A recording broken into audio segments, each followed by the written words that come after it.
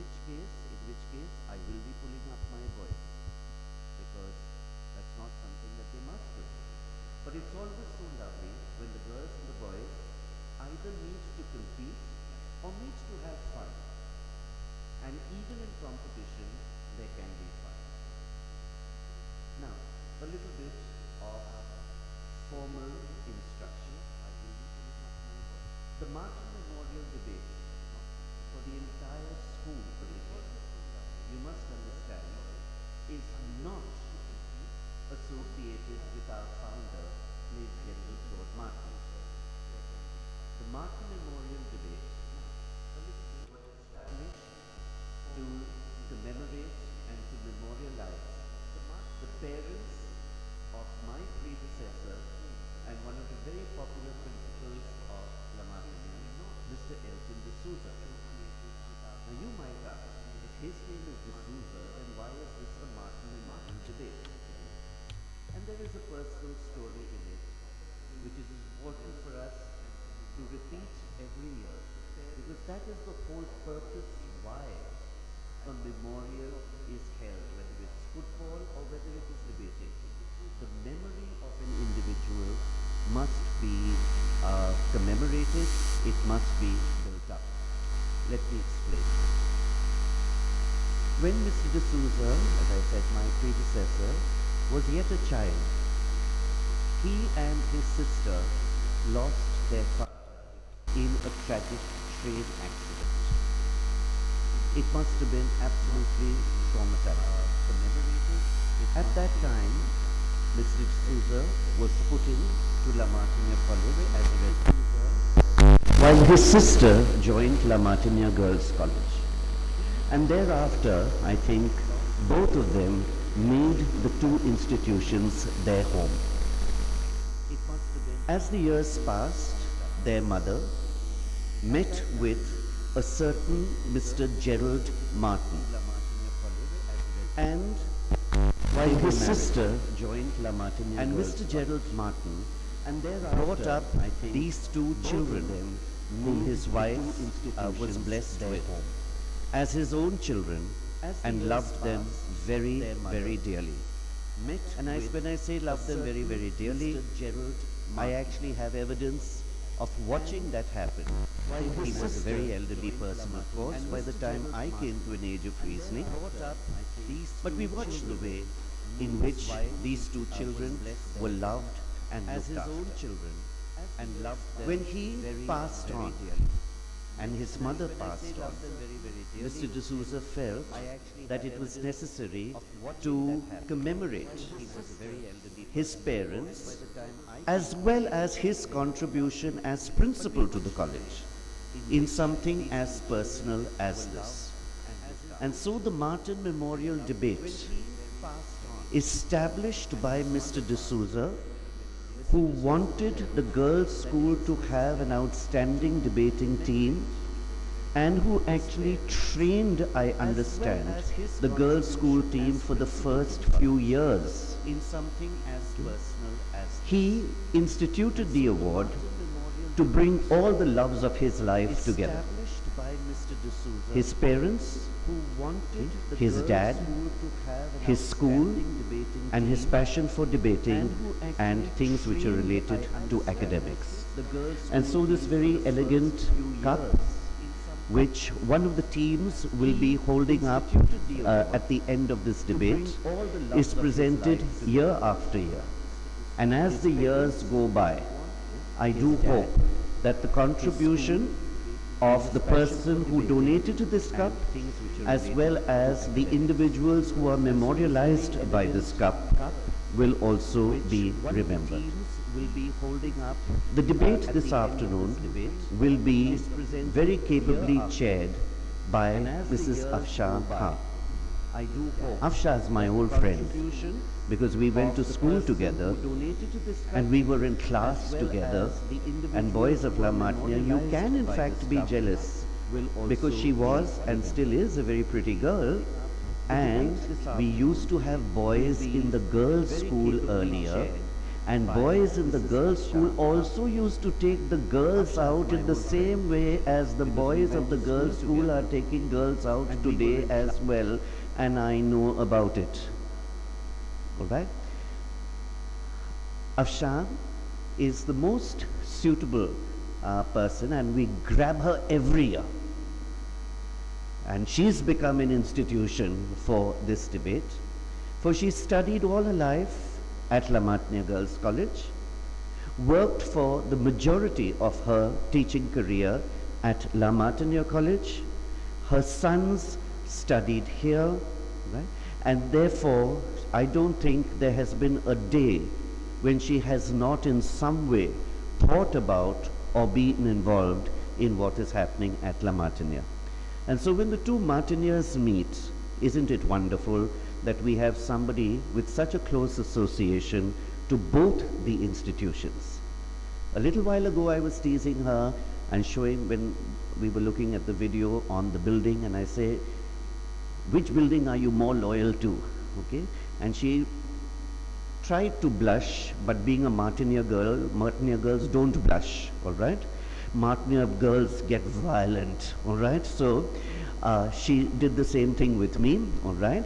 And I stood corrected. Thank you so much, ma'am, for being here this afternoon. And it is my privilege to ask Vivan, our college captain, to please escort ma'am onto stage, okay, as she takes the role of the chairperson for this afternoon's debate. Vivan, please come forward.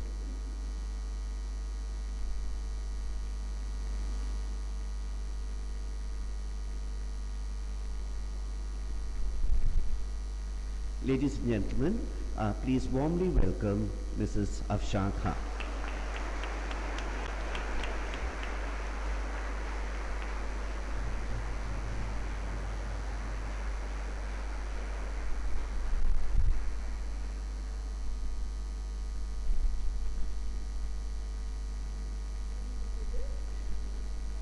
It is the prerogative of the chairman to conduct all the proceedings for the debate, but in my personal capacity, may I warmly welcome our three judges this afternoon. They will be introduced by the chairperson, as I said, for it is her prerogative, but I thank you for coming, and you are warmly welcome to La Martiniere. Thank you very much. I now hand over to Mrs. Afshan Khan.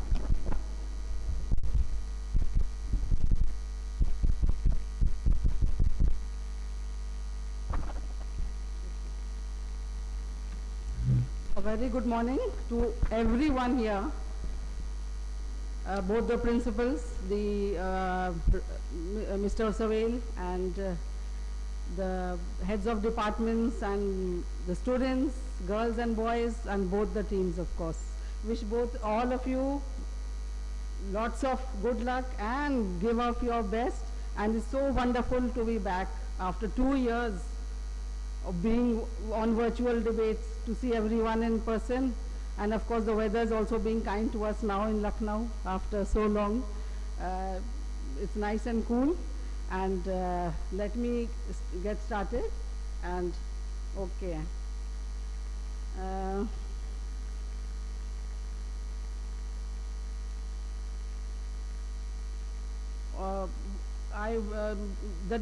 I welcome both the timekeepers.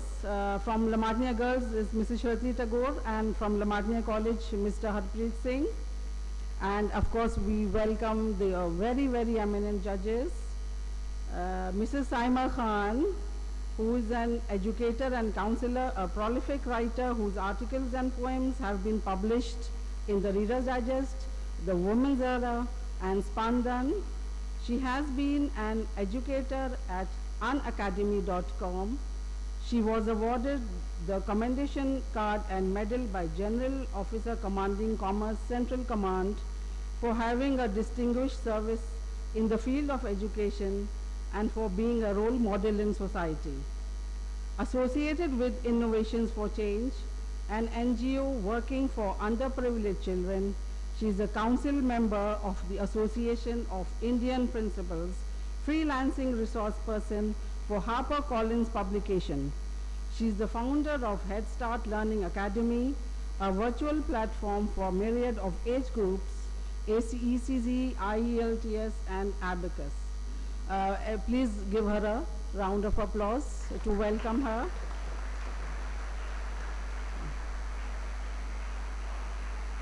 Our second judge is Mrs. Madhumita Bose. Coming from a long family line of advocates, she has a standing of 28 years at the bar. She has worked on both civil as well as the criminal side and has represented the state of Uttar Pradesh as an additional government advocate and standing counsel. She has also been a counsel for the Union of India and is presently representing the Central Electricity Regulation Commission. She graduated from Lucknow University with a strong interest in debates and music.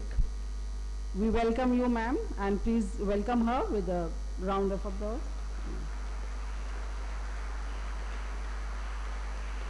Thank you.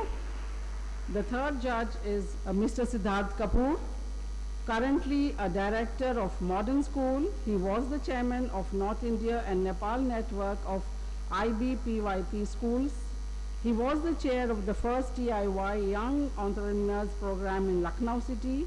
He is also a co-founder of an EdTech startup and is a speaker on blockchain and crypto. Please welcome him with a round of applause.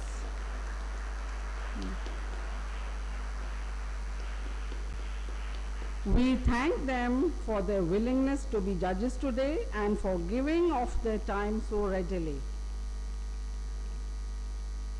All right, now we will officially start the debate, and best of luck to both the teams and do your best. And I know this is going to be a big help for you to practice for the Calcutta Martinia meet.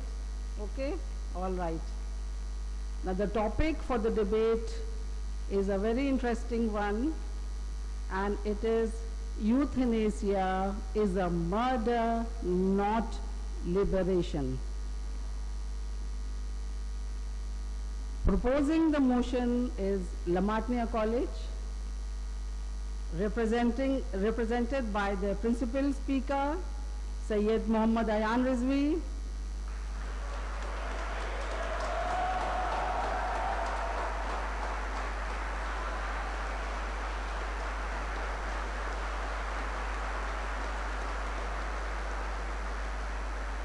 Second speaker is Siddharth Mishra. The third speaker is Varnit Pandey.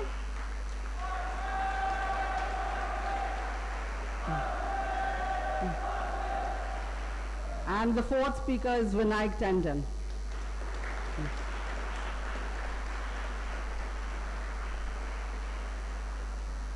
Now the cheering squad of the girls' school, I hope you can outdo them. Okay. So opposing the motion is La Martiniere Girls College, represented by the principal speaker, Sanvi Ganguly. Yes. That's fine. The second speaker is Almas Fatima Bakri. The third speaker is Aratarika Tiwari. And the fourth speaker is Varangi Singh.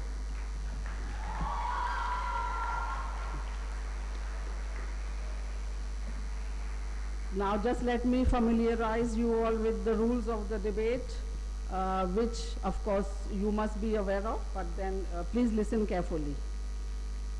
Each team shall comprise one principal speaker and two supporting speakers.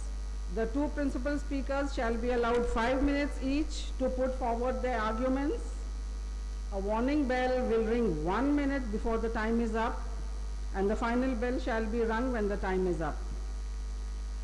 The two other speakers from each side will be given 4 minutes to speak. They will, however, take no part in the summing up. They can only help the main speaker by giving the speaker points to be used up in the summing up. A warning bell will ring 1 minute before your time is up. And of course, the final bell will be rung when the complete time is up. After all the speakers have presented their arguments, the principal speaker of each team shall be given 4 minutes to sum up the arguments of the team. The principal speaker of the opposition shall sum up first. At the end of each speech, except the summing up speeches, a period of 2 minutes shall be allotted to each speaker for rebuttal. Now this is the time when you all forget the rules. So please adhere to them. The questions must be confined to the substance of the speech that immediately precedes each rebuttal process. A maximum of 2 questions may be asked for each rebuttal, and cross-questioning is not allowed. Only the time taken to answer the questions shall be taken into account. The questions themselves shall not be included in the 2 minutes. Although marks shall not be provided for the questions, the quality of the questions shall be taken into account.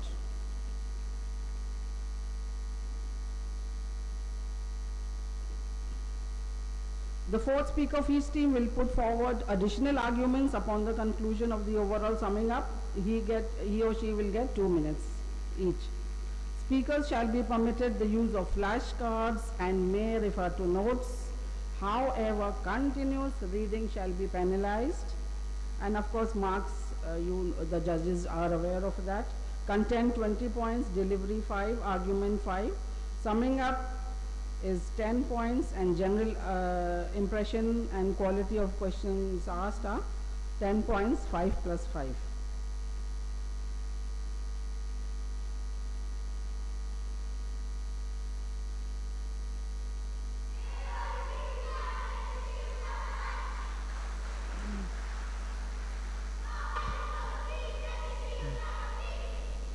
All right, may we begin?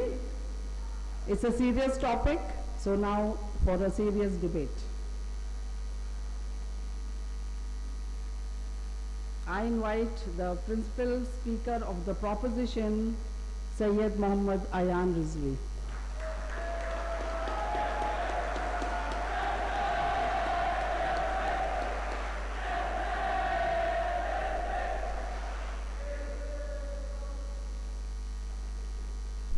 All right, thank you so much for that. Am I audible to everyone? Perfect. A very good afternoon, ladies and gentlemen. The topic for today's debate reads that euthanasia is murder and not liberation. And as the principal speaker of side proposition, I firmly propose the motion. So at first, allow me to define the certain key terms for the topic of today's debate. At first, understand what euthanasia is. This refers to the way in which the lives of people are taken without their consent. Simply, when a person is in a situation wherein that particular person cannot make decisions for himself and is at a point wherein certain other people are required to take decisions for that individual, clearly showcasing that the consent of that individual is absent, is not available. Having clarified this, understand a second aspect to it. Now, when we talk about an animal being euthanized, a particular animal is put into a particular experimentation cell, and that is the place wherein that experimentation on that animal is undertaken. So understand that when a pet owner, let's say, fears that the animal is facing problems, and thereafter to prevent that animal from facing more problems, that causes the euthanasia of that particular animal. That is where the problem begins. Why? Because no one knows what the consent of that particular animal is, and therefore that is what shows us as to why euthanasia constitutes murder. Now moving on to explaining what liberation is. Liberation refers to releasing someone from something that they may or may not be bound to do in the current world. Talking about murder. Murder refers to the killing of one body of another only when all the life functions stopped. Having clarified this, I would like to acquaint the House with what the burden of side proposition today is. We as side proposition will come up here to prove to you that how euthanasia being used for any reason, after it stops the function of life with or without the knowledge of the victim, thereafter it accounts to murder as previously I defined. Now talking about the burden of side opposition. side opposition needs to come up and explain to us that euthanasia in all its forms, whether it is being voluntary or involuntary and being used for any purpose, is 100% constituting liberation and not murder in any case which is involved. Secondly, they have to prove to us that how 100% of the time in the actual world where there are problems which exist, certain imperfections which exist, how will it not at all be murder but is only liberation. Having clarified this, I would like to present the House with the axes of side proposition. Side proposition's primary argument is going to be how a person or animal being euthanized does not have the knowledge that their lives are going to be taken and thereby not at any cost leading to liberation. Secondly, we will also introduce to you that how active or passive euthanasia, every time euthanasia is going to constitute murder, and my second speaker shall also explain to you that how there are certain complexities which exist to the right to life. My third speaker shall come up here and introduce to you that how human behavior is a key element and how there is a judicial angle behind euthanasia not being legalized or constituting murder. Having clarified this, I would like to move on to my constructors. Now, ladies and gentlemen, imagine a scenario wherein there is a person who does not have the capabilities of deciding what is good or bad for that particular person. Why? Because he is considered to be at the deathbed. That particular person is not able to judge what is being done for him, and at that point in time, the authorities, the doctors are the people who are going to decide for him, or the person from whom the consent is going to be taken. And that is the very reason where the problem emerges. Understand that if a person does not have the best interest of that particular individual who is facing the problem, that person will surely go ahead and consent for that. Does that change anything? No, but that does increase the problem that we're talking about. Moving ahead, understand that even if the consent of a person himself is given, that a person wants to be euthanized, wants to be freed from the burdens, from the pains of this world, even then, we need to understand that it will constitute murder. It will fall under the category of murder as I very well defined in the beginning of my speech. Moving on, there are certain measures through which painless death is incurred to a person when a person wants to be euthanized. Even if it is painless, does that change anything? Does that change the very burden of side proposition? No, it does not. It again constitutes to murder. That's it. That is what we're trying to explain. Now, we also need to understand that we do not live in a utopian society. We live in a world where there are certain imperfections, where there are problems. That is the very reason we cannot expect anyone to work in the best interest of a particular individual. Therefore, even if a person consents to be euthanized, who knows, there is certain tweaking to that, who knows, there is some abetment to that particular thing which happens. Having said that, I am extremely proud to propose. Thank you.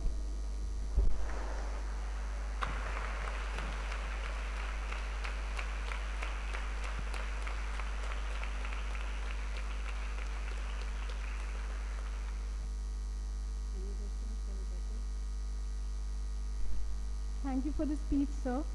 Sir, you mentioned in your speech that when a person is not in a condition to take decisions for his life and death, so okay, fine, but that person then entrusts someone from his family or from his friend even legally to take that decision. So don't you think that person will then take a decision right because he has been entrusted by that person? All right. Thank you so much, ma'am, for that question. Ladies and gentlemen, let us understand a very simple fact. We're living in a country where such instances have taken place. Let's take an example of politics. Over there, everyone wants a position. Everyone wants a better position than at what they are. So if a person entrusts a trustworthy person to go ahead and consent for his or her life, even then, who knows that that person involved, him or herself, does not want the benefit of the individual, wants a personal benefit, and based on that they can surely consent, not agreeing to what the person has already mentioned but going against what would be right for that person just to satisfy the personal benefits.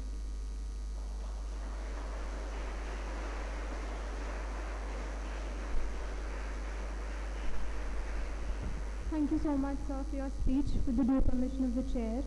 So in your speech you mentioned that an animal might be suffering from a problem, and just because there might be more problem, the pet owner might choose to euthanasia. So are you trying to say that irrespective of what is right or wrong, just because there is a desire for a creature or a human being to live, we should forget what is right or wrong, the greater good, and just continue? How can you justify that?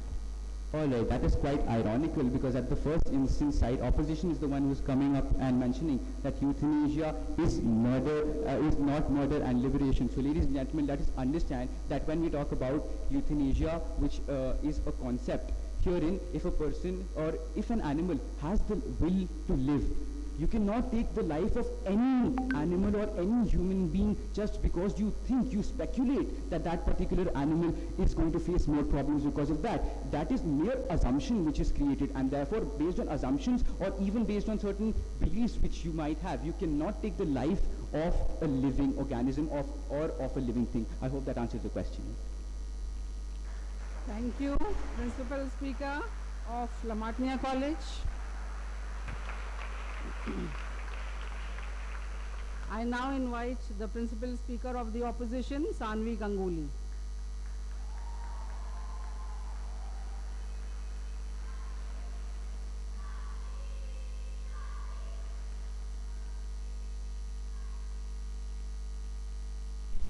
Check. Am I audible, everyone? All right. Okay. A very good morning to one and all present today. The motion at hand today reads, euthanasia is a murder and not liberation, and I, Sanvi Ganguly, lead speaker side opposition, stand here vehemently opposing the motion. Members of the August House, before delving into today's constructives, allow me to harp on a few key terms and redefine them, because side proposition today has very conveniently defined them according to their own needs and according to whatever they felt like. So, coming to the first word, euthanasia, a practice of ending the life of a patient to limit the suffering. Murder, killing of another human without justification or a valid reason.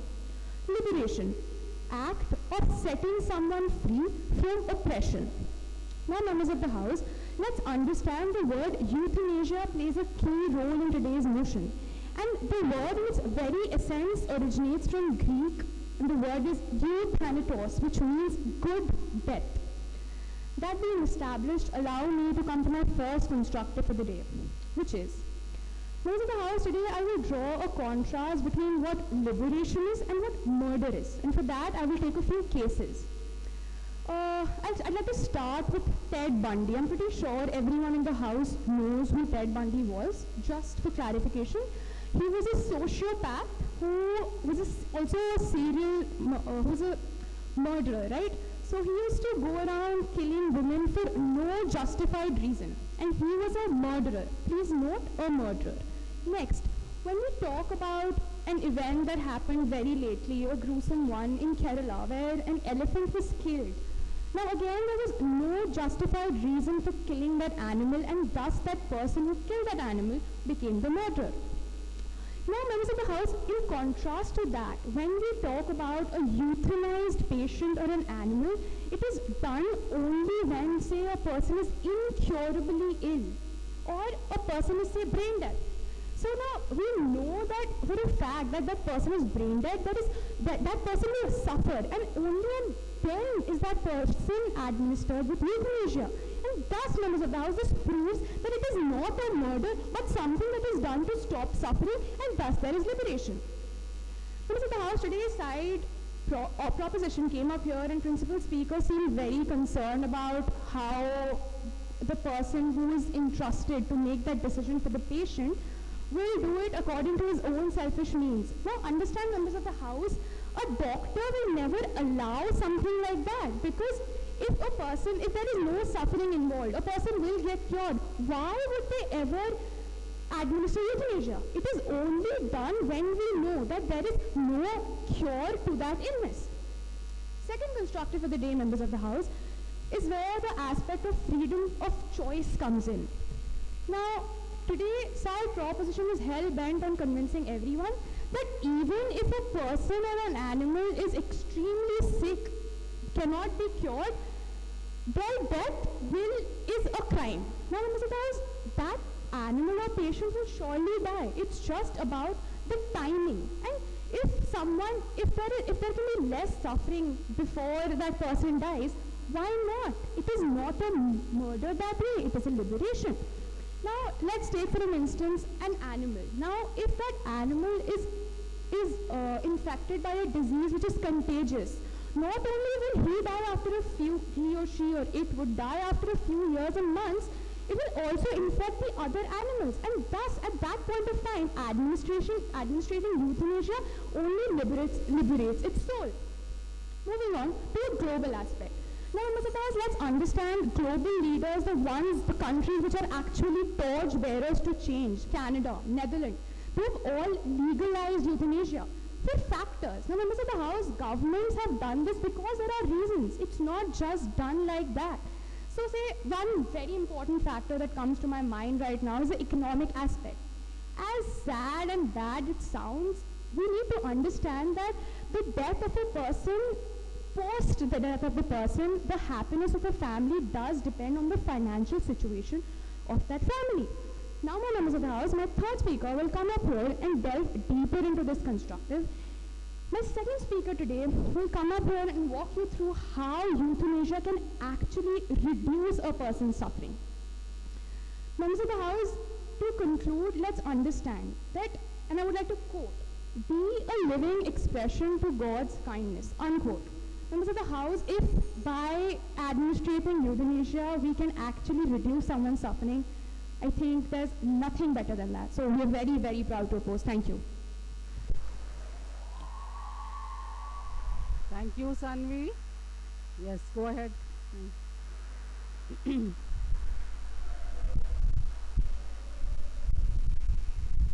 Alright, so ma'am, you talked about the fact that when an animal is surely about to die in the future, we should practice euthanasia for that animal. So how does that not justify to be murder? How do you justify the entire statement which you presented?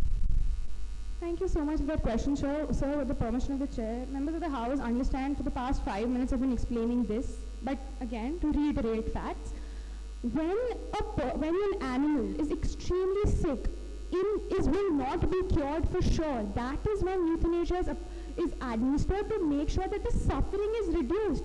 But in a murder, say my neighbor's dog barks a lot, I go out and shoot that dog. That is a murder. That is not euthanasia, members of the House.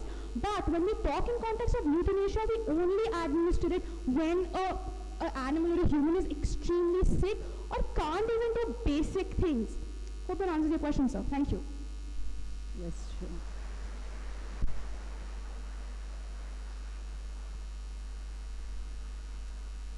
Speaker, you said, and I quote, "Murdering is done without justification." Is, according to you, murder with justification correct? And if yes, doesn't that contradict your whole stance? Right, sir. Thank you so much for your question. With the permission of the chair, members of the House, let's understand what I meant. I meant when you kill someone, if there is now, this was like in context to an example that I gave, that was Ted Bundy. When you kill someone, when you kill a woman, he doesn't have a justification to that, and that is why it is a murder. But when a person who has pets at home and is seeing that pet is not able to live, is suffering every day, members of the House, and thus he asks the doctor to administer euthanasia, that is not murder, members of the House. Understand, that is liberation. Hope that answers your question, sir. Thank you. Thank you, Sanvi. I request the boys and girls, when the speaker has begun his or her speech, please refrain from cheering. Thank you. Now I invite the second speaker of the proposition, Siddharth Mishra.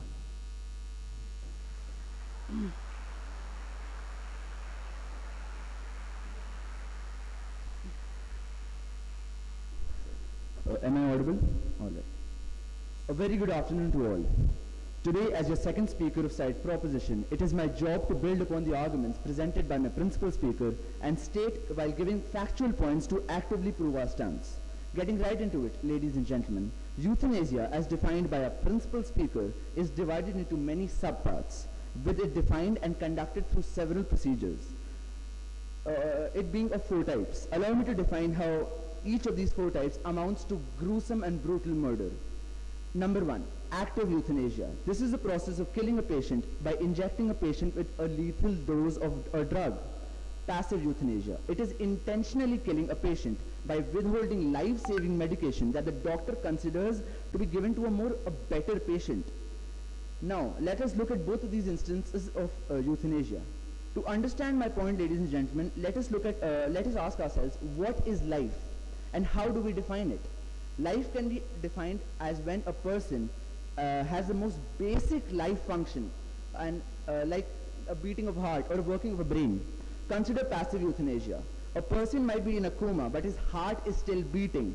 His brain is functioning, and administering a lethal dose of a drug without his knowledge completes all instances needed for murder, with the intention, the act, and the completion of the act being there.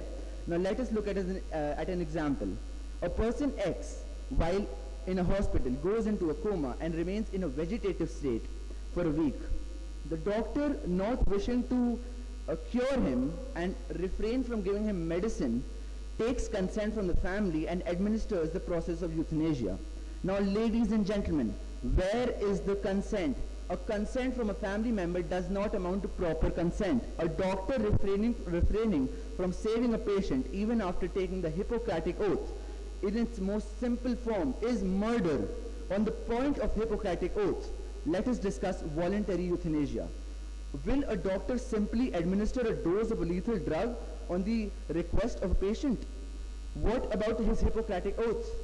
Or the fact that he swore to never cause intentional harm to a patient in its most raw form? Euthanasia will always amount to murder. Involuntary euthanasia, voluntary euthanasia, passive euthanasia, active euthanasia, whatever you may call it, it is nothing but medical murder. A doctor refraining from sharing life-saving medication because he thinks there are better chances for survival for other patients is murder. A doctor voluntarily sharing lethal dose of a drug to a patient and breaking his oath to protect all life is murder. A doctor not taking consent from an unconscious patient and killing him with a lethal drug is murder. Euthanasia is nothing but the doctor's excuse to skip out on saving a life that could be saved. Now moving on to my primary constructive, the complexity of right to life. Now ladies and gentlemen, understand, the right to life is inalienable. That means that something like this cannot be given away to anyone for any reason. This point here being that even if a person wants to commit suicide, there is still the fact that by taking euthanasia for suicide, he is giving away his right to life to the person administrating euthanasia. Moreover, when we look at people who are giving euthanasia and are in a vegetative state, even in their right to life is being actively avoided, and what is worse, it may even be taken without their consent. Now, a man in a coma with his heart beating, his will to live, desperately fighting to achieve consciousness, is brutally demolished and destroyed because of his ill procedure of medical murder, that is euthanasia. Now look at this now to conclude with this horrifying statistic. Of all the people euthanized to date, that is 2.2 million people, 82% of them were euthanized without their consent, ladies and gentlemen, without their consent. That is almost 1 million people dying from a peaceful death. Now, in truth, medical murder, that is euthanasia. Thank you.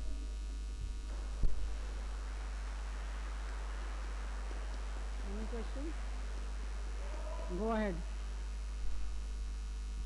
Thank you for the speech, sir. So in your speech, you mentioned that life merely means that a heart is beating. So do you restrict life to just the beating of a heart? Thank you for that question, ma'am. Ma'am, to answer your question, what I wanted to say is that life in its most basic form is the beating of a heart, the working of a brain. And if even a single heartbeat can be found, administrating euthanasia is nothing but raw, brutal murder. I hope that answers your question. Thank you. Thank you for your speech, sir. With the permission of the chair. So, in your speech, you mentioned that all types of euthanasia is murder. So, do you understand that voluntary euthanasia is something that the patient themselves consent to? Please justify, sir. Thank you. Thank you for that question, ma'am, with the permission of the chair. Now understand, ladies and gentlemen, there is something called a Hippocratic oath, an oath taken by every doctor in the world that he will save a patient regardless of his life. regardless. He will never ever cause intentional harm to a patient. And while administrating euthanasia is nothing but raw, brutal murder. Him administrating a lethal dose of a drug even after his oath of always saving a life is nothing but murder. Thank you.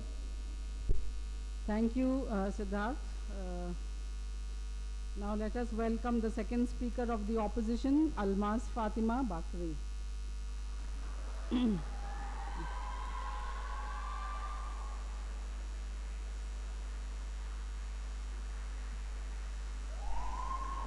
That's enough.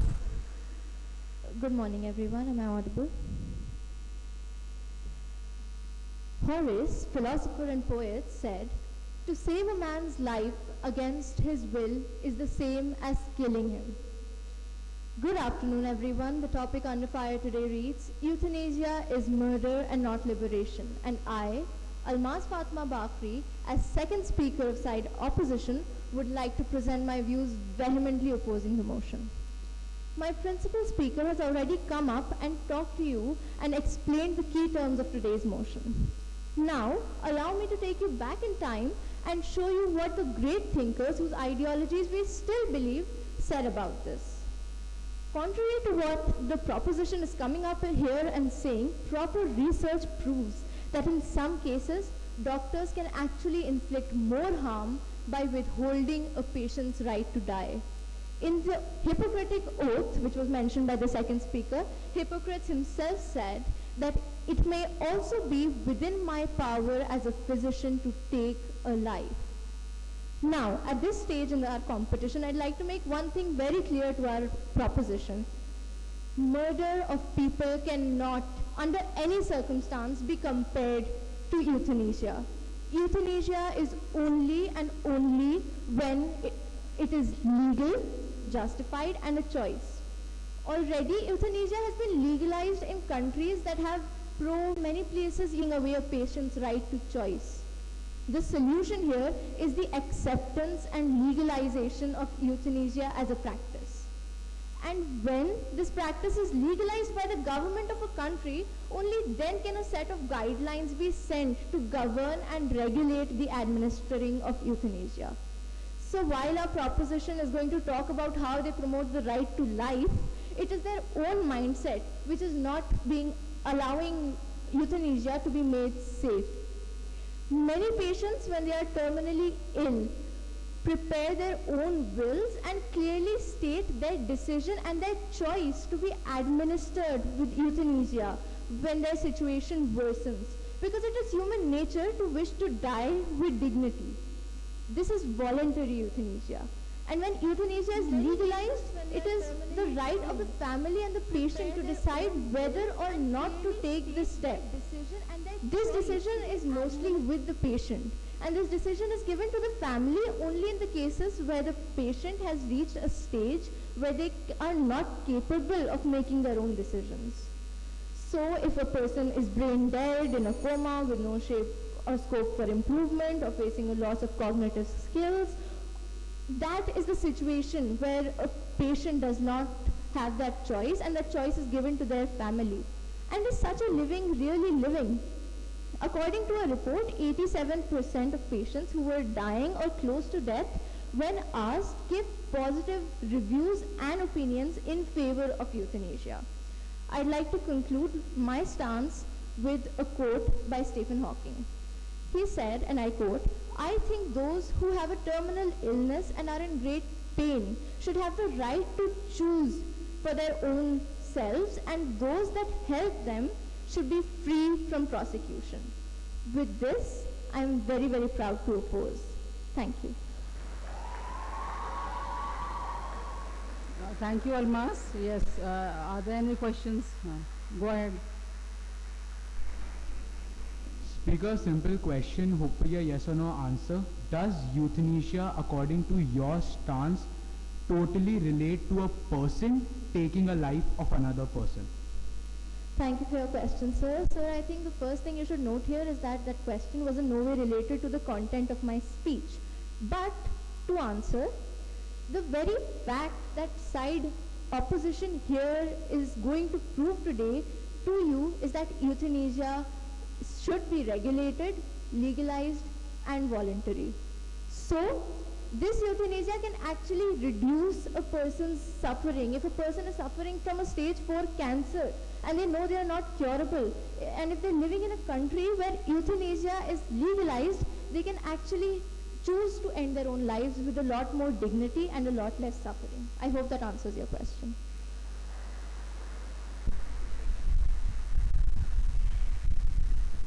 Any other question? Yes, go ahead. All right, ma'am, you talked about euthanasia being very beneficial and how it is the last resort for the animals or the humans who aren't in a good state. So just to clarify on that, still it completes all the aspects which are involved for a murder. So doesn't that completely contradict to what you mentioned in your speech? Sir, thank you for your question, with the permission of the chair. So, see, again, the key terms of today's motion have already been defined by my principal speaker. Murder is not justified. Murder does not include choice. Euthanasia is only administered when there is a justified reason for it. And in euthanasia, there is always an involvement of choice from either the patient themselves or their close family members who are legally entitled to do so. I hope that answers your question.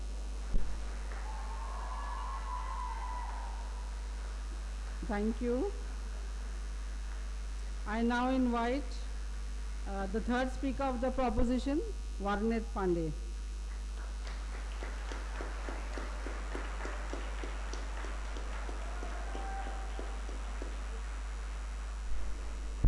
Am I audible? Yeah. Alright. So, a very good afternoon to everyone here with me. I, as the third speaker of side proposition, consider it my utmost responsibility to effectively negate the arguments presented by side opposition today and explain to you our universally applicable stance. At the very onset of this debate, I would like to state that there were a lot of misconceptions that were brought about by side opposition today, and I am here to clarify all of those. But before delving into that process, let me first compare the general arguments of both the sides. While our general argument was that the killing may be painless, but it does not take away the fact that someone else's life is being taken by someone else. And while their argument was around the supposed liberation of people and the automatic assumption that anyone who is in the condition of being euthanized wants to be euthanized. I would now like to target the overgeneralized definitions which contain massive loopholes. Now, the first definition that they brought about was of murder. Now, this definition definitely was overlooked by side opposition, where they defined, but the definition they provided was rather subsidiary rather than direct and to the point. The first speaker stated that completely missed out on the point that there is always an intention to a murder, and always they revolve around the point that murder has no justification. But they never stated that there is always an intent to the murder, and everything else that a murder encapsulates is classified as a homicide. They bring to you extreme cases which favor their case and leave out the essential portions.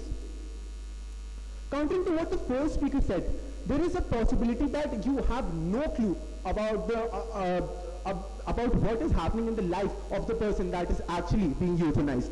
That person may have a multitude of issues that can be solved through various therapies that could be available in the future, or medical help, or through some sort of medical help. That in itself does not equate to the person only capable of death. And as my second speaker explained, the right to life is inalienable, and it cannot just be transferred into the hands of another family member. The complexity and the moral and ethical angles to euthanasia make it extremely infeasible. Moreover, ladies and gentlemen, there is always a legal and a judicial angle to which side proposition have accidentally overlooked. There are a lot of countries that do not allow euthanasia, and the primary reason is that human behavior cannot be encapsulated by something as minor as a few check boxes that would allow euthanization. Their point was constantly stated, the point stated by side proposition's first speaker about voluntary euthanasia is that voluntary euthanasia is of choice. However, a patient in the absence of any choice is in a vegetative state. Moving on to countering what the second speaker said. Now, a person's life is in the hands of, when a person's life is in the hands of another person, he is in a dangerous situation. Suppose for a moment that the right to life is inalienable and someone would be taking a decision for that very person getting euthanized. In that very case, there would be some conscious willingness that would define the matter. In that case, it would be imperative for the person taking the decision to have a good relationship with the person getting euthanized, because if they don't, ladies and gentlemen, that would bring into definition the intent for murder. How can we say this? Well, ladies and gentlemen, the intent of murder gets cleared because if the person taking the decision does not have a good relationship, he will order the euthanization out of spite. And just to be clear, suppose that there is no decision, we were supposed to take a decision. I would now like to move on to summarizing a few of our arguments. And it just goes that humans cannot equate the life of an individual just based upon the severity of the situation. And with that being said, I'm very proud to propose. Thank you. Any questions? Thank you for your speech, sir. So, in your speech, you said that many countries have not legalized euthanasia. But countries like Netherlands, which have always been the forerunners of change and have had other countries follow suit, have actually legalized this. So how do you justify your point? All right, with the prior permission of the chair. Members of the House, at this very juncture, we need to know that just because a single country has enacted something, it does not mean that it has to be followed by the rest of the world, just because that country is supposed to be very forward-thinking and very progressive.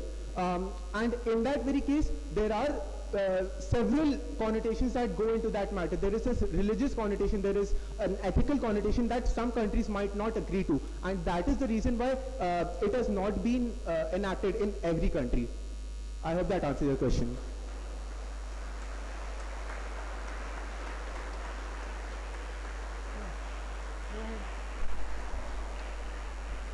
Thank you for the speech, sir. Sir, can you really use intention and justification as synonyms?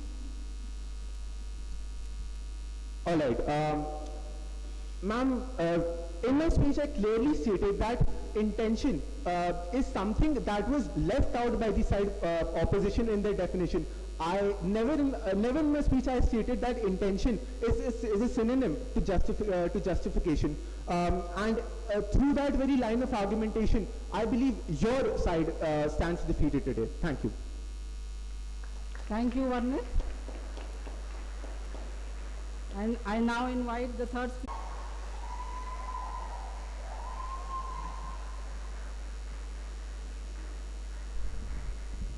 Am I audible to everyone? Okay. So, the ones who are against euthanasia and mercy killing must understand that it is they who are merciless by letting the others suffer. A very good afternoon to the chairperson, judges, and all the members of the House. My first speaker came up here and harped on the key words for today's topic, which reads that euthanasia is a murder and not liberation. And I, Aratrika Tiwari, being the third speaker beside opposition today, stand here vehemently opposing the topic. Now, before I delve into today's constructives, I would like to clear out the stance for team opposition, because members of side proposition have completely neglected that.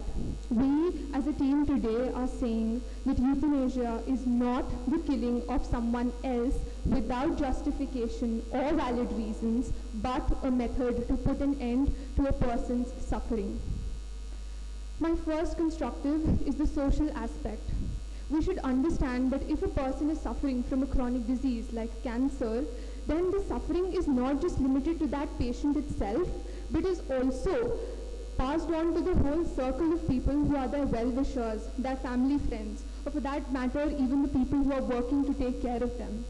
And this was completely overlooked by side proposition today, and they just banged upon the personal whims and fancies of a patient, which is completely impractical. The second constructive is the economic aspect. We should understand that everybody is not as privileged as we members of the House today are. There are various stratas in the society which cannot afford 4 square meals a day. And for example, there is a family, a middle class family with a very low income, and there is a patient with chronic illness, then what, according to members of SIDE proposition, we should let them live, or if I put it in my way, let them suffer along with the members of the family, because they will not have money to get 4 square meals a day. The children in that family will not have enough money to get educated. So is this the kind of liberation that members of SIDE proposition today are talking about? To be very honest, all of their arguments today fall flat on its face. Members of SIDE proposition have banged upon only one single point, that is the right to live. But we should understand that life is much more than just the beating of our heart, as the second member or the second speaker of SIDE proposition today stated. It is about being aware of the surroundings and being responsive to them.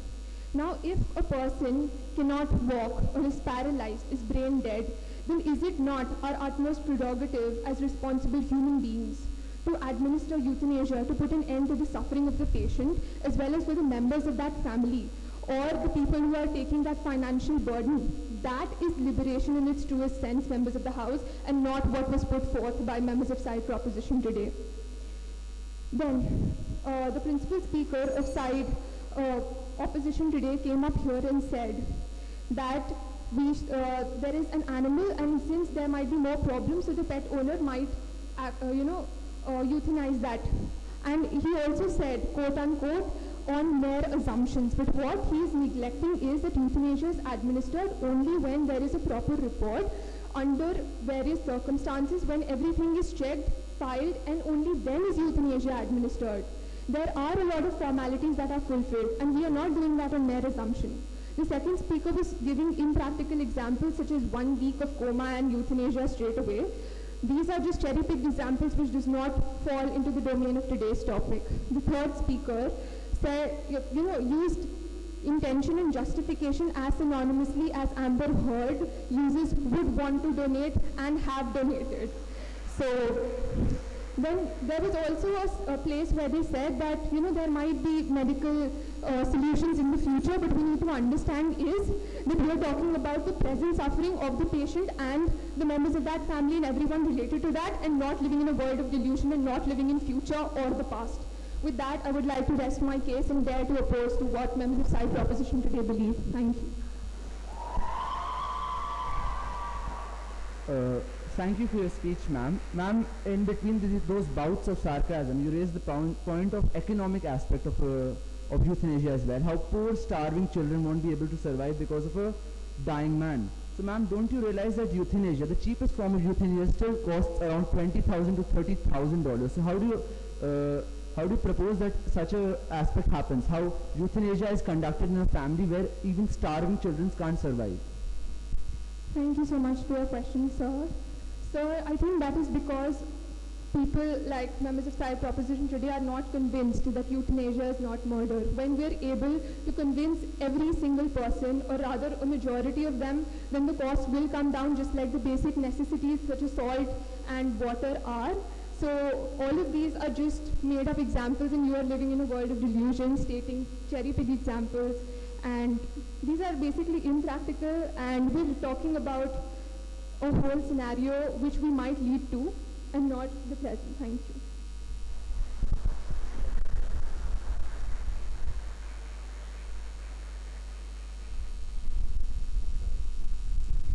Use the other mic. Speaker, do you equate personal whims and fancies to the possible will to live, because they are two extremely different terms when we compare their severity? Thank you so much for your question, sir. Now that you've talked about the will of a person, then there is also the will to die, and just because you want to support your stance, you cannot negate that when there is a right to live, there is an equal amount of will to die as well. This is also one of the fundamental rights of a person, and we are talking always about the greater good. If we keep thinking about me, myself, and living in a narcissistic world, we as a species will never be able to progress.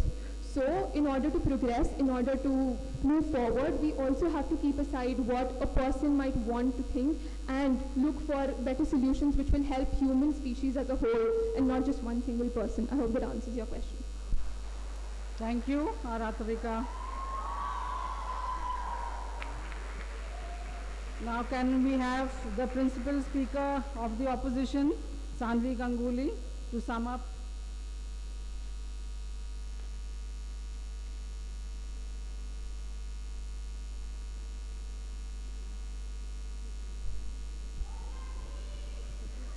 A very good morning.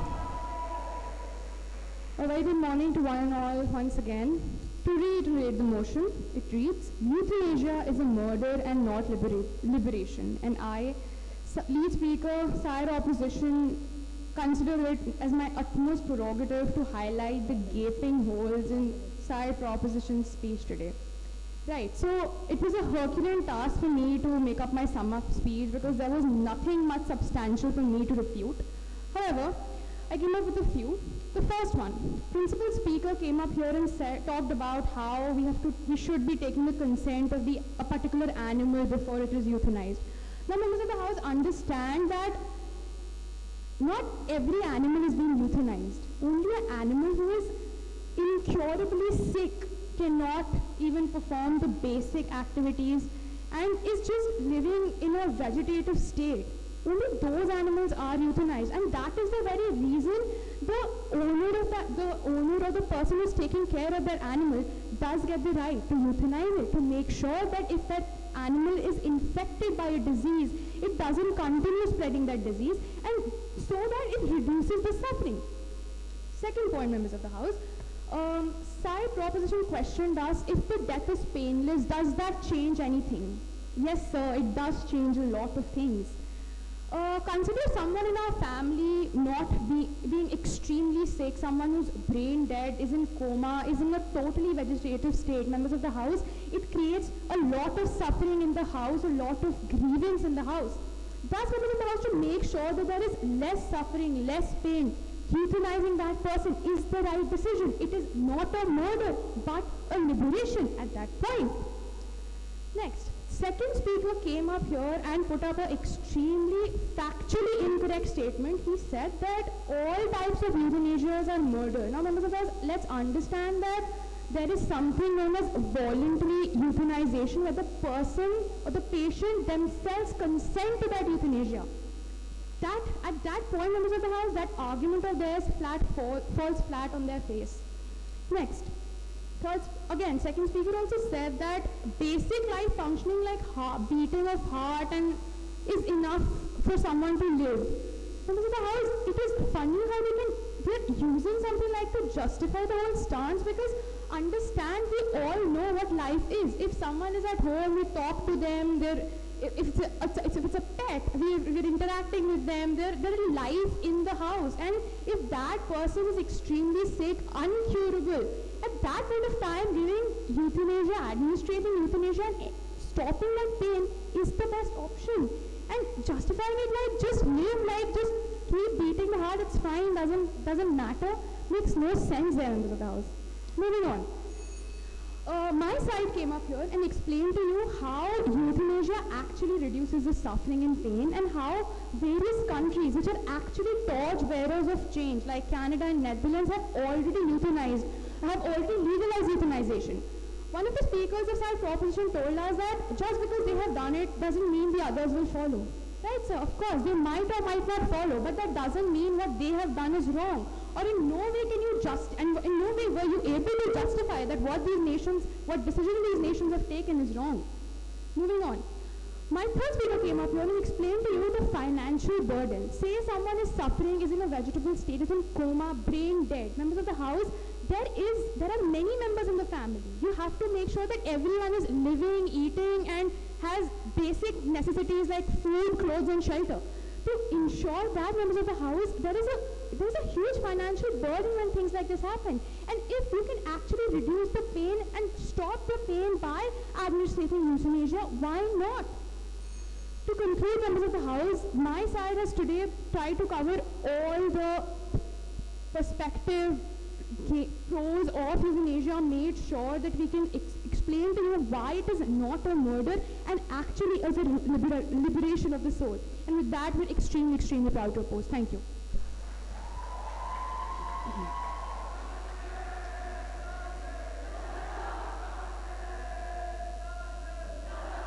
All right, can we have Ayan as the principal speaker to sum up his views?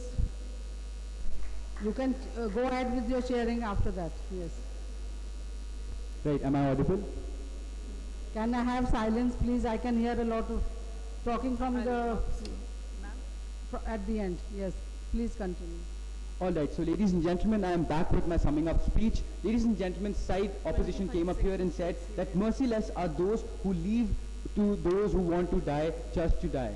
And according to their logic, it is good to go immediately and kill a person or any animal just for the sake of saving it from facing what it wants to face. First point, they have achieved a utopian society, which they, in their eyes, we are living in a utopia. And in the very beginning of my speech, I specified that we do not live in a utopia, we are living in the actual world. Having said that, I would like to move on. Ladies and gentlemen, understand that they said that let people suffer with their families and person should be, like side proposition, should be left on to suffer with their families. So ladies and gentlemen, here we need to understand that when a person dies, when a person is euthanized, the loss is going to be forever, and there would have been a chance of 0%, let's say from 10% chance would have been there, but now it is 0% once the person has been euthanized. Therefore, the entire point lacks validity. Now moving on, understand that certain assumptions which they talked about, we mentioned, we never talked about assumptions based on what the report doctors give. We made the, said that there are certain assumptions which are made by individuals as to whom they can trust, and those people can benefit out of why they have been trusted. That is what I mentioned in the beginning of my speech. Having clarified this, understand that when we summarize our arguments, it goes as, ladies and gentlemen, we as human beings cannot equate the lives of individual just based upon the severity of the situation. And whenever we ask the side opposition a question on answering euthanasia, they always talked about the animals aspect of it all, never mentioning about how humans are very well affected with the same.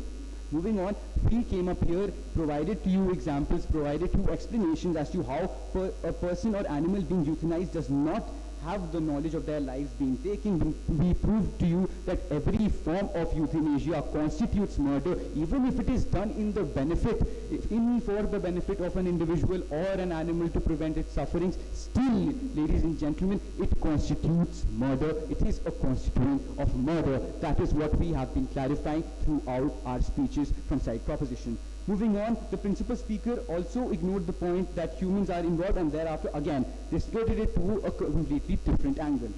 Understand, ladies and gentlemen, that when we say that a strict guideline is followed, euthanasia will be administered. However, they are essentially equating the administration to when a person checks all the check boxes to be eligible for the same.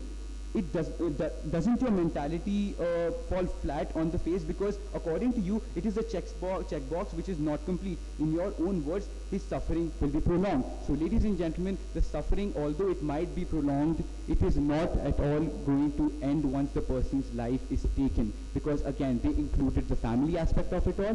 The family is going to suffer once a person's life is gone. Once a person's life is there, even then the family is going to suffer, including that person. Because as I mentioned earlier, there was a chance that that person might have been saved. But when euthanasia was undertaken, the life was gone and there was 0% chance of that person surviving. That is what we are talking about today, ladies and gentlemen. And that is why I can vehemently say that surely euthanasia is murder and not liberation. Having said that, I am extremely proud to propose today. Thank you so much. Thank you, Ayan.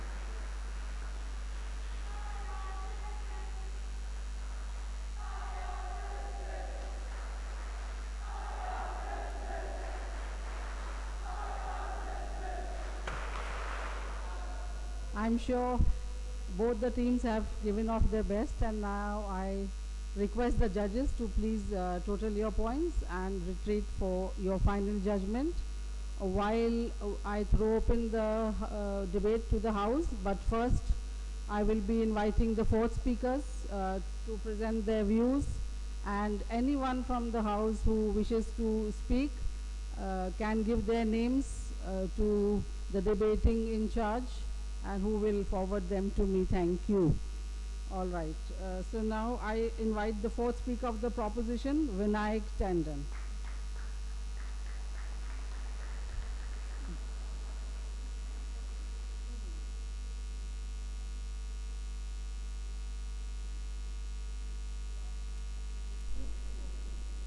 Good afternoon. The topic is already underway and all the speakers have already spoken. But apart from that, does anyone else also have a problem with the side opposition presenting misconception, masquerading them as arguments? Well, I do, but we can't really do anything about that, can we? So let's move on like they should from their arguments. Firstly, the principal speaker of the side opposition said that murder is done without justification. So according to their logic, I can kill them and say that I didn't like the arguments as justification, and that is not murder at all. Their legal principles right now stand here. My hand cannot go down any further. Moving on, when asked about it, the side opposition is saying that, animals can't give consent, animals cannot actually, speak. The point here is that is the whole thing. They cannot give consent. How are you taking their life without their consent? And that is where euthanasia should be banned at all times. Ladies and gentlemen, they are talking about a social and an economic aspect. What they are doing it, they are equating a life to what the economic aspect of a family is. They are equating a life to how much money a family actually has. Moving on, the side opposition has essentially confused what is life and what is the basic function of life. A person is doing a debate. A person is going to a restaurant. That is how he is living. But life in its most basic form is a heartbeat that a person has. Life in its most basic form is a cell that is working inside a person. And that is essentially what they are taking here. That is what murder essentially is. What we need to understand is that their arguments right now stand here, and the side proposition's arguments right now stand here, which have no sense at all. That is what the side opposition is. Moving on, I would just like to conclude by saying one line. Excuses don't win championships. Thank you so much, and I'm very proud to proclaim.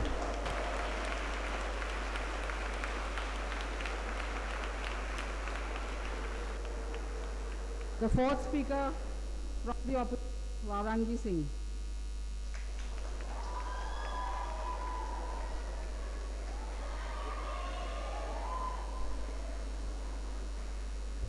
Check. Thank you. A very good afternoon, respected Madam Chairperson, members of the jury, and my most worthy opponents.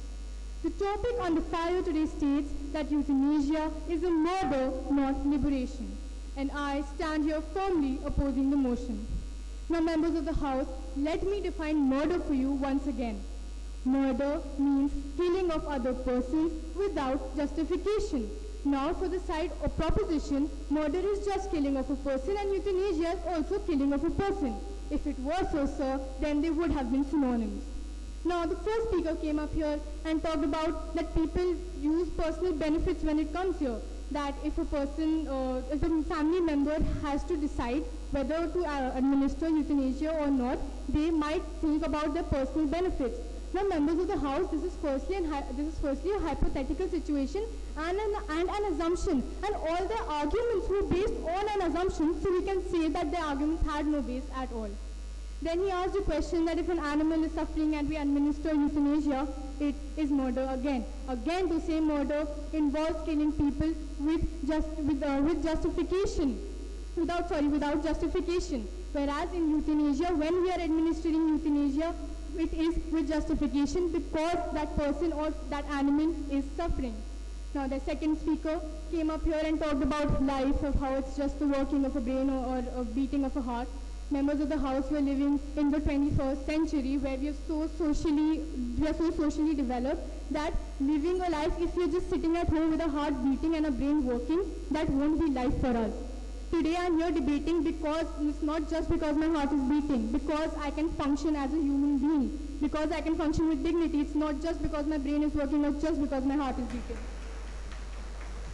Members of the House, the second speaker also said that we can skip out because the doctors skip out on saving a life that can be saved. Now members of the House, euthanasia is administered only to people who are terminally ill and whose lives cannot be saved. So how can he come up here and so confidently say that? Now members of the House, euthanasia liberates the patient from all the pain and suffering and limits the family suffering. Whereas murder, it only increases the family suffering. So today we cannot call euthanasia murder. So to conclude, I would like to say that today when they say that euthanasia is murder, they are only increasing the pain and suffering of every terminally ill patient. When they say today that euthanasia is murder, they are denying each of them the basic right to freedom of choice pertaining to their very own life. And with that, I'm very, very proud to oppose. Thank you.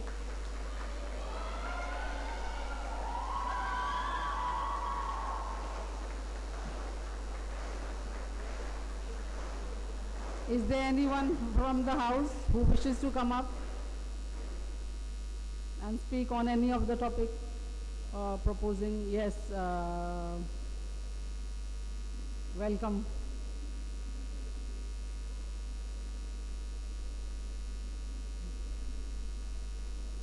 Are you proposing or opposing? Please, all right. And introduce yourself. Hello everyone, my name is Arnab Agarwal. I think most of you know me. But like I only had one constructive to prove that the side proposition, or as like which cited by the side proposition, is that there is a difference between homicide and murder. Homicide is the killing of one person by another person. Murder is unnatural death. He was murdered in a car accident. He was murdered in a jet crash. Therefore, any death which is unnatural is murder. Euthanasia is the administration of a drug or another way of killing someone, which ultimately results in an unnatural death. Therefore, euthanasia is murder because it is unnatural in nature. Thank you.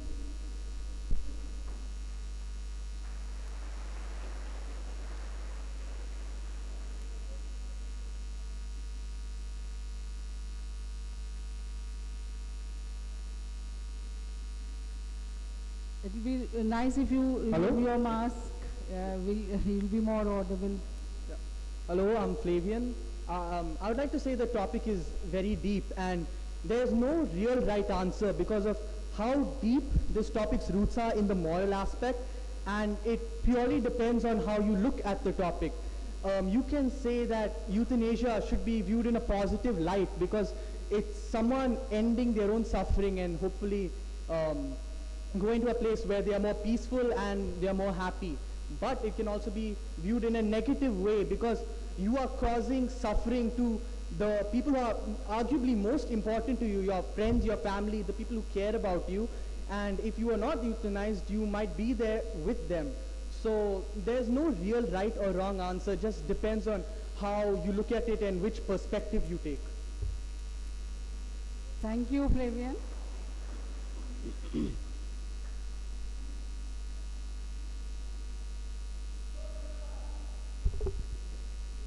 Hello to the members of the House present here. Now, both the teams have presented their constructives, and I'm coming here just to tell what side proposition and side opposition could have debated about today. Now, the principle for today's, like as the previous speaker mentioned, that there is no clear right answer here, and that is why the debate topic exists in the first place. But therefore, let's understand what side proposition had to do to it. Side proposition just had to tell us that euthanasia is murder, and therefore once they justify that certain constructive, they can stay away from liberalization because those two are just juxtapositions. Therefore, to do that, side proposition could tell us, like Arnav mentioned, that homicide and murder are different things. According to English, murder is unnatural death. It does not consist of intent or justification, right? Side opposition, on the other hand, had the simple job of telling us that even though euthanasia at some point through some lens might be murder, if they are able to prove to us that euthanasia eventually leads to liberation, their stance stands justified. With this, I would like to rest my case and may the best team win. Thank you.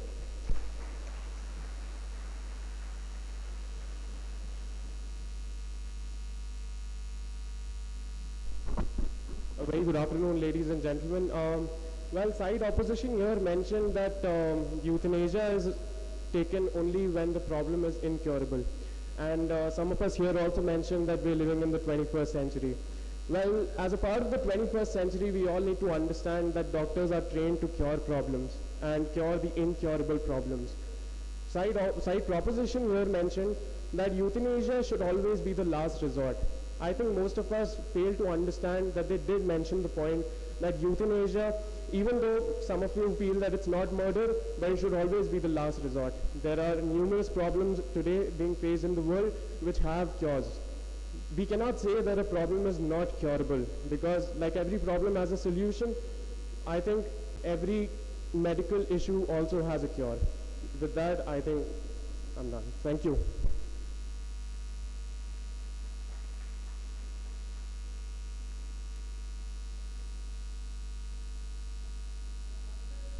A very good afternoon to everyone present here. I think the previous batch of the Martineau 2022 is trying to fit in the Martineau debate of last year into this today's ceremony, so why not? So we talked about consenting to one's own death.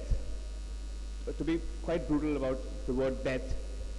So I just want to put it out there that a person does not have the right to own one's life. You don't have your own life. Your parents, your friends, the society, they are the owners of your life. When you consent to your own death, it won't affect you after it has been done. But the suffering will be of your parents, will be of your friends, will be of the society. So, best of luck to the winners who are La Martiniere boys.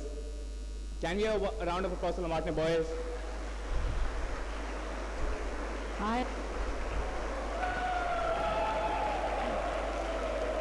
And can we have a round of applause for the ladies, the La Martiniere girls?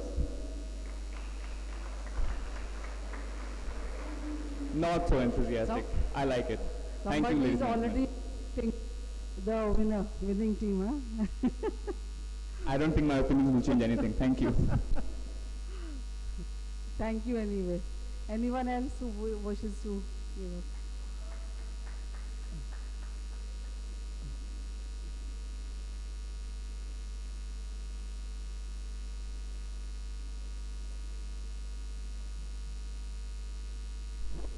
I'm audible? Yes. So, ladies and gentlemen, I'll be mentioning only 3 points. What we need to understand here is, firstly, the burden of proof of the side opposition was to prove that euthanasia, firstly we need to understand that euthanasia is a subjective in every nation, every political situation. So the burden of proof of the side opposition was also to prove that it is not murder in context of every political state present in the world today, which they did not. Secondly, after they have proved it, they also have to clarify why it is considered as liberation, which they also did not prove. Secondly, members of the House, what we need to understand that there was a clash. What clash? We need to understand that they basically said that there could be suffering if it is reducing the right to happiness or right to for satisfaction. But what we need to understand here is that the right to life always supersedes the right of happiness or right to satisfaction. To prove that particular point, allow me to give a situation and a case analysis.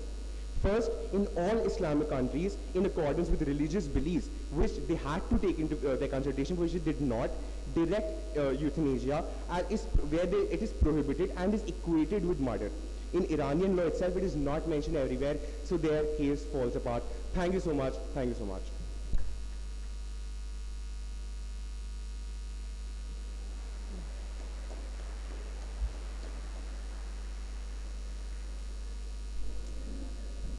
A very good afternoon to one and all present here, ladies and gentlemen. So today we have received formal speeches from both the sides, proposition and opposition. I as an individual do not align myself with any of the sides, but these are some of the views I would like to add on to this case today. So assumption is one word which probably defines side opposition's case today. 50% of the speech might have been constituted with the word may and what if. Moving on, today when the side opposition came up, a very good head start, no doubt. However, later it went on to keep on talking about the moral aspect of the debate today. I would say, is it good? Is it bad? Is it economically beneficial? That isn't what we are debating about today. They refuted points where they said, what is life basically? Proposition said, it is beating of the heart, functioning of the brain, which in my opinion defines the essence of what life basically is.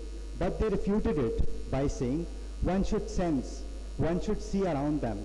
But if we talk about a handicapped person, they do not fit this description, so their case technically confuses me today what life according to them means. Both the sides have spoken incredibly well, so congratulations to them, and may the best team win.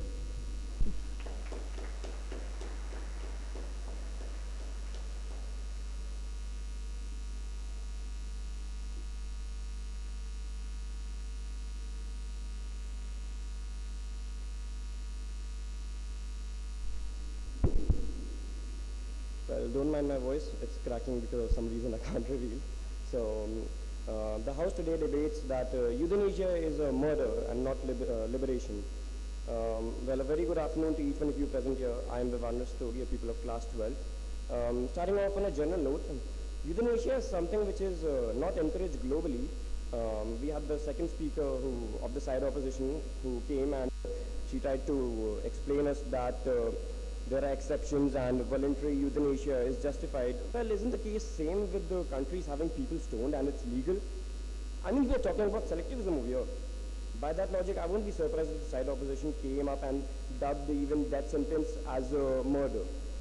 So the opposition over here used a lot of fancy quotes in the debate to make us understand. I mean, we are not living in Disney World, right? Principles work over here, not quotes. Anyways, so by saying that, I would like you all to know that euthanasia is majorly performed on animals. So I find opposition's voluntary euthanasia that is justified, their point, very funny because I mean literally, can you ask a chicken, bro, are you suffering? Can I please end your life? No, right? You can't. So, well, both of the teams over here performed very well and I hope may the best win. Thank you so much.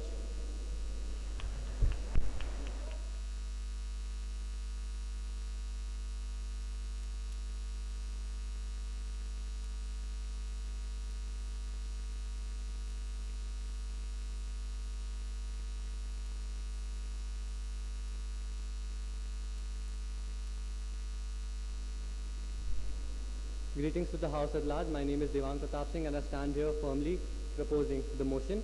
So throughout the course of the speeches, side opposition in a very subtle manner tried to establish that the entire case of side proposition was based upon, empathy and consent. It's not. So there were three main clashes in today's debate. The first clash was that side opposition said that euthanasia reduces suffering, but side proposition said that it takes the right to life. So to reduce suffering, so the word right to life was used a lot of times in this debate. Understand that there are two more such rights, which are right to liberty and right to pursuit of happiness. To reduce suffering comes under right to pursue happiness, and right to pursue happiness and the right to pursue liberty come under right to life. And there is no such thing as the will to die involved throughout this debate. So the second pragmatic clash of this debate was between individualism and consent. Side opposition extracts individual choice from this world. For them, if you are incurable, you must die. They have an extremely objective approach to this world, not at all taking into account the individual life the person leads. And please don't confuse individualism with narcissism. They also took a very extreme stance today that understand that medical complications are simply imperfections in this world, and the idea of humanity is to live through those imperfections, is to live along with those imperfections. Now side opposition's approach to those imperfections is simply by killing people. The third and the last pragmatic clash in today's debate was the very definition between euthanasia and murder. Now, members of the House, I would like you to understand that euthanasia and murder both involve taking other people's lives. Side opposition manipulated the definition of both the words because when they felt that taking life was objectively, I repeat, objectively justified, they called it legal and everything else is murder. So they came and presented an extremely ambiguous stance. Finally, it has been extremely well established that euthanasia is in fact murder, and I'm very proud to propose the motion. Thank you. Thank you.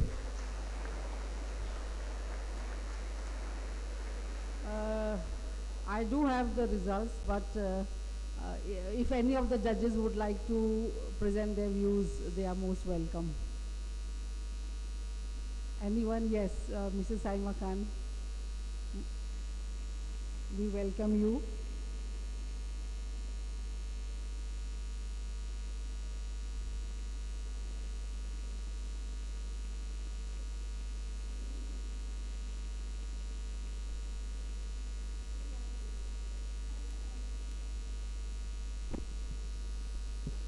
Good afternoon, everyone.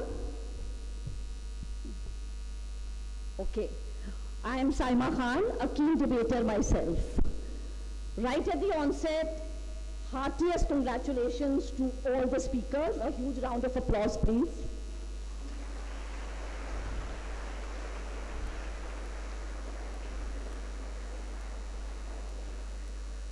Just a few points from my side.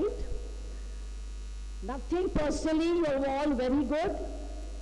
From becoming good, better, and the best. It is truly amazing that after 2 years of unprecedented times, you all have still come up and done a wonderful job. So congratulations for that.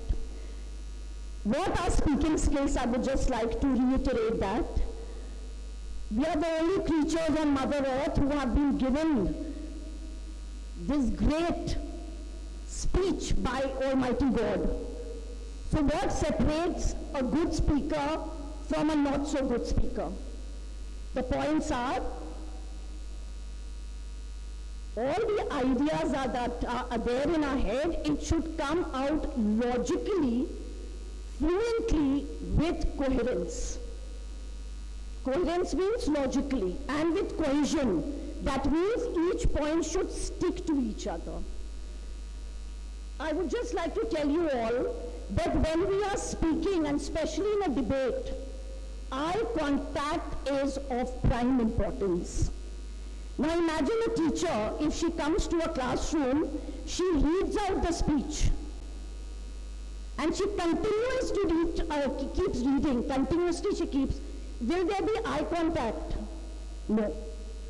So I would request all of you later, yes, do keep the paper right in front of you, see the point, and then look at the audience, reiterate your point.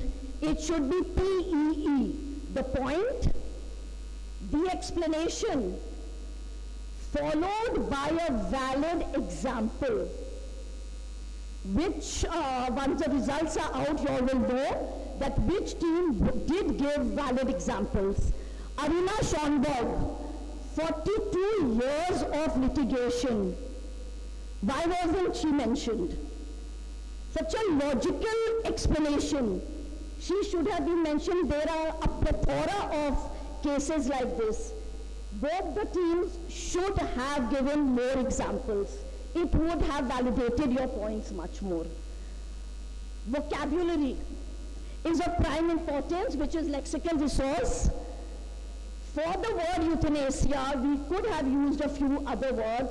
Just hearing euthanasia, euthanasia, euthanasia, it does bring about monotony. So we must use our vocabulary or a lexical resource. Moreover, there should be clarity. We should not be in a hurry.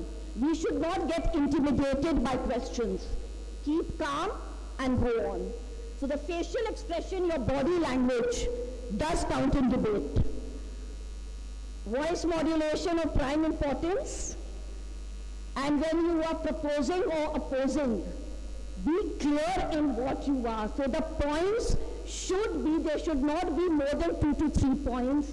Give the explanation and then the example. That goes logically. That is what is called coherence and cohesion, with a lot of clarity. So well done. These are just a few points which when I train my students, I keep in mind. All the best. Wonderful. And I thank you, sir, for having me over as a judge. It was my distinct honor to be over here. Thank you so much. God bless you all. Ma'am, for your valuable tips. I'm sure the boys and the girls have made a note of them. As mentioned by so many, the topic is something that can go any side. There are the points for and against are both valid. And anyway, let us now get to the most important part that you are waiting for. And I'm happy to announce the result. And the motion has been defeated.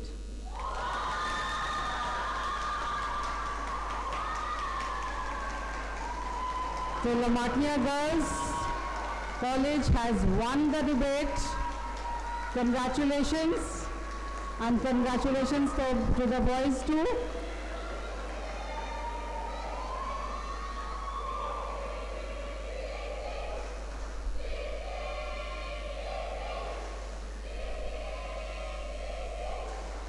Thank you, girls. Thank you, Mrs. Das, and all the staff of La Martiniere Girls for your training your girls so well. And of course, my boys also. Actually, both are mine, girls and boys both. You shouldn't play. And all the best. Okay. And the best speaker is the next very, very important result to be announced. And that is Sanvi Ganguly.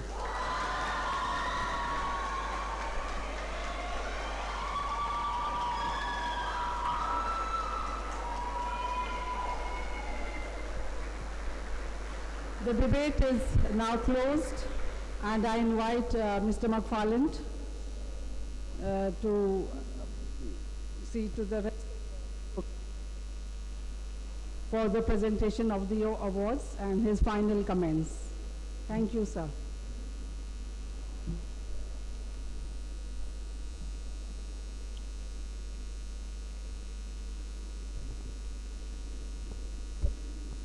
Even though the debate has come to an end, it will be our privilege if the chairperson hands out the certificates as well as the trophy to the winners of this afternoon's debate. A formal end to this afternoon's program. My thanks to all those who have trained the boys and girls for this. I have watched some of the training and I know the kind of effort that goes into it. Along with that, grateful thanks to our judges. They are the only ones who paid attention today. All of us either nodded off or looked at each other, looked at our phones, and so on. Okay? But the judges had this very onerous task of actually listening, and I'm sure that the judgment which they have given has been based upon a careful analysis of what they heard. I would now call upon Mrs. Afshan Khan to kindly give away the awards at this time.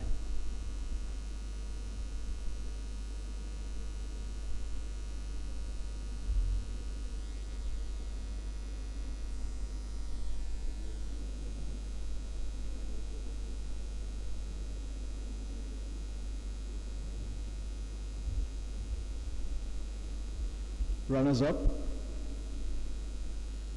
Principal Speaker of the Proposition Team, Syed Muhammad Ayan Rizvi.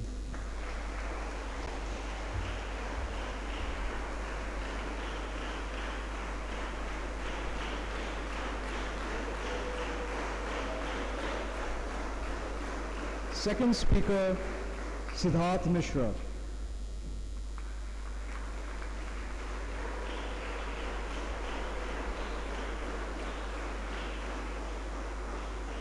Third Speaker, Varnat Pandey.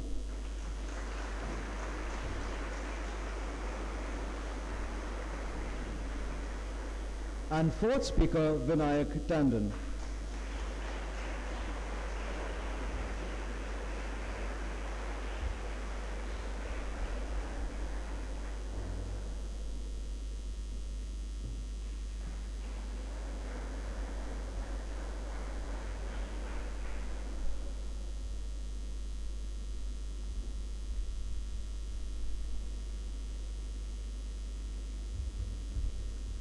certificates for the winners of today's event. Side opposition, Principal Speaker Sanvi Ganguly.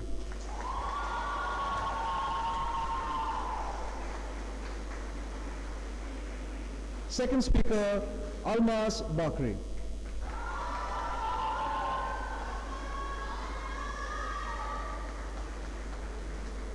Third Speaker Aratika Tiwari.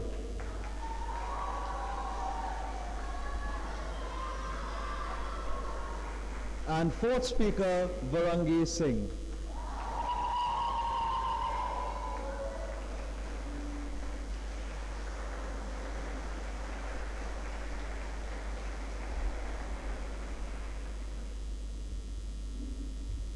And for Best Speaker for today's debate, Sanvi Ganguly.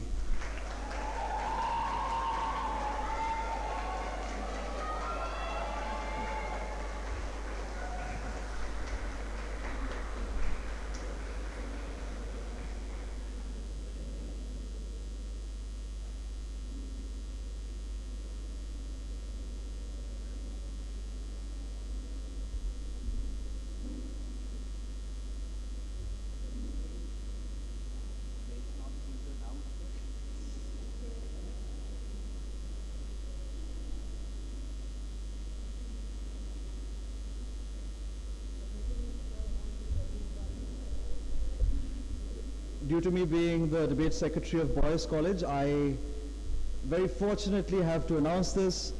The winners of Martin Memorial for the year 2022 is Lamartine Girls College.